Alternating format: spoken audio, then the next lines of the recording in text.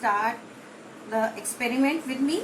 Now I have taken these different substances which we have to test that whether they are soluble or insoluble in water.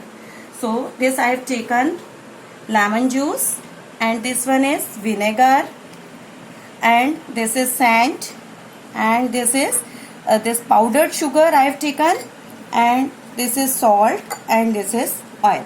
So one by one we will check the solubility of them in the water, and we will categorize them accordingly.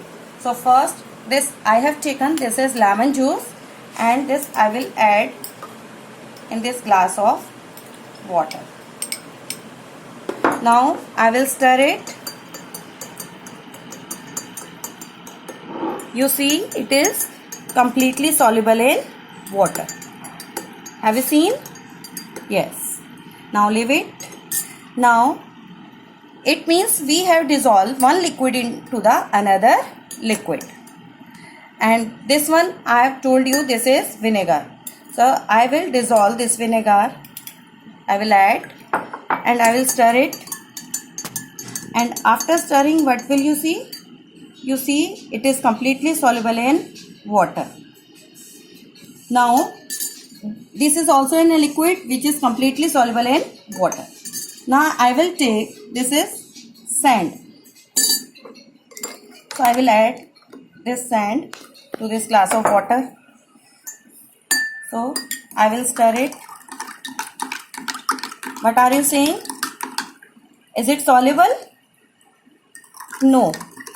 So let's leave it for some time. After some time we will observe whether it will be soluble or not. Next, I have taken this powdered sugar. You can add the simple sugar that you have at your home. So 1 tablespoon and this 2 tablespoon I have added in this glass of water, and I have stirred it. What are you observing? Sugar crystals or the sugar is visible to you? No. It is completely soluble in water. Oh. Now, next this I have salt. This is salt. So now I am adding this 2 spoons of salt in water. You see, it also dissolves in water, completely dissolves in water. So you have seen, this is solid, and both are soluble in water. So it means both are soluble and both makes the soluble solution. Solution is made. Now this one is oil. So I am adding this oil to this glass, and what I will do, I will stir it. I will try to mix it. What are you saying? Is it soluble? No, it is not soluble. Instead of that, the oil makes the upper layer and water makes the lower level. It means it is not soluble in water. So let's start. What are these? So students, I have taken this sugar, this salt, and this sand. These are called solutes. What are these? These are called solutes. The solid substances are called solutes. And I have taken, in all the glasses, I have taken water, and this water is a solvent. The liquid substances are called solvents, and the solid substances are called solutes. So when I dissolve this sugar in the water, it dissolves in it completely, and when I add salt in the water, it also completely dissolved.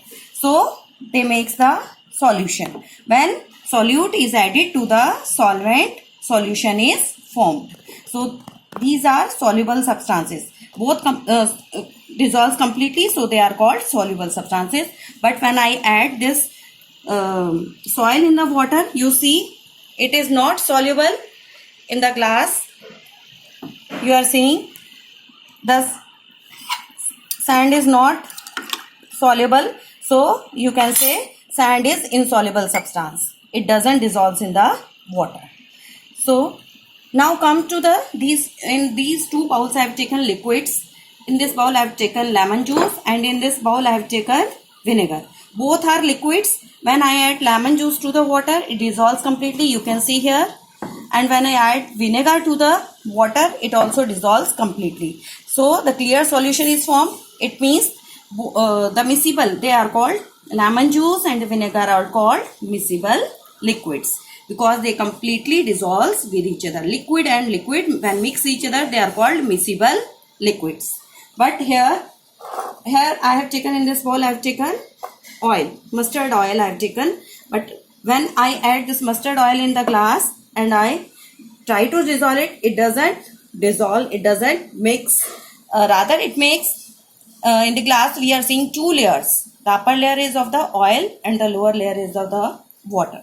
So it means they do not dissolve, so they are called immiscible liquids. Two liquids when mix each other and they do not get dissolved, then they are called miscible liquids. So we can say mustard oil is an immiscible liquids. Again we can recapitulate, the solid substances are called solutes, and when they dissolve completely in water, then they form the solution. Soluble substances they are called. This sand is not dissolved, so sand is called insoluble substance. And when these two liquids they dissolve completely in water, lemon juice and vinegar, they are called miscible liquids. And oil which do not dissolve, it is called immiscible liquid. So this is all about the solid in the water and liquid in the water. Now we come to, we also know that gases also can dissolve in water. Here we are seeing the fishes. It is a small fish aquarium. Here you are seeing these bubbles. So what are these bubbles? Where they come from? These bubbles are of the gases. So we know in the small amount in the water, oxygen gas is dissolved, and this gas is used by the aquatic animals like fishes, etc. So are you seeing these bubbles? Yes, these bubbles are of oxygen. So in the same way, when you students, do you drink cold drinks?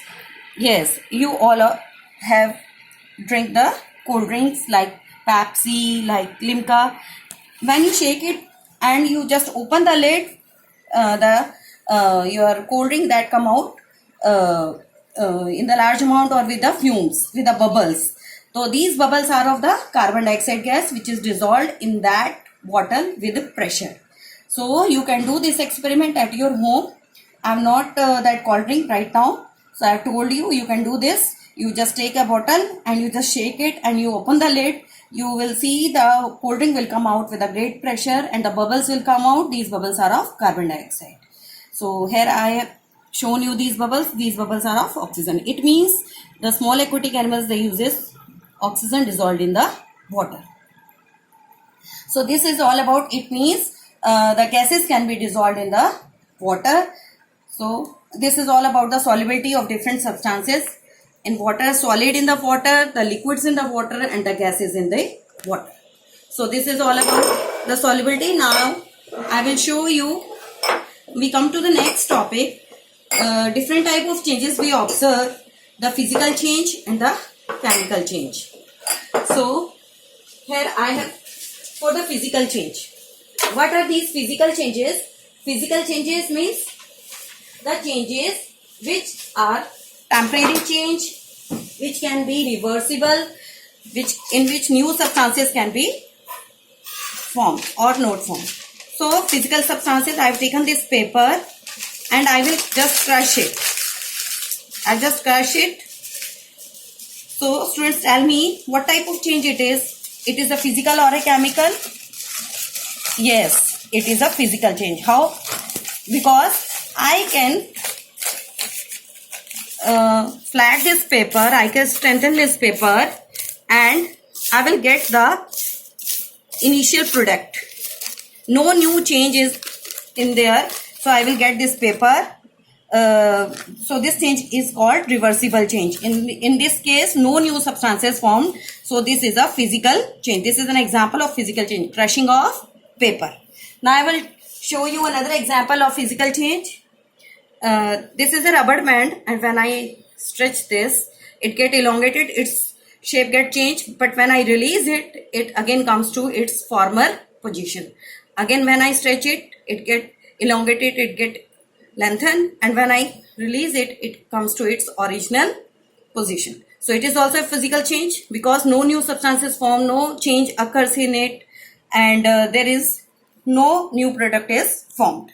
So what are physical changes? Physical changes are the changes in which are reversible changes, no new substances are formed, and in which these changes are also called reversible changes, means former product we can get. Now another example of this physical changes, melting of ice. When we take out ice from the freeze and we keep it at the room temperature, it melts and changes into the liquid. Again, when you put this water in the freezer, it will get again freezes and changes into the ice. And so this is a reversible change, physical change. Now I will tell you about the chemical change. Students, are you seeing? This is a rod. Now it is rusted. The brown color rust you are seeing on this rod, right? So the iron is rusted. From this rusted iron, we cannot get the original iron rod back.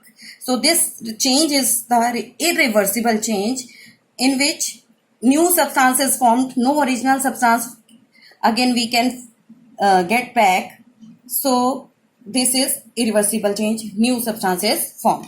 Again, I will show you another example of chemical change. Here I have this potato. You are seeing this is raw potato, and this is the cooked potato vegetable. So from this cooked vegetable, you cannot get back the raw potato. So it is a reversible change. Again, I will tell you another example. You see a number of leaves falling from the trees. These falling leaves cannot be again go back to the trees. So that is also a chemical change. Burning of paper is also a chemical change. When we burn a paper, ash is formed.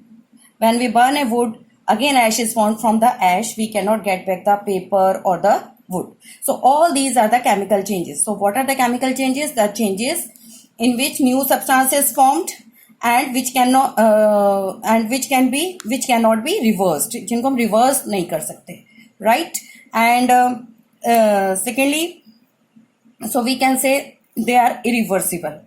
So students, now you can easily distinguish between what are the physical changes and what are the chemical. So physical changes are the temporary changes, and these are the chemical changes are the permanent changes.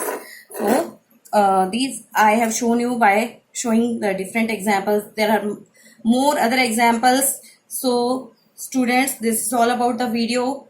If you like this, then share the comments with me, and if you have any query, you can ask me personally. Have a good day, students.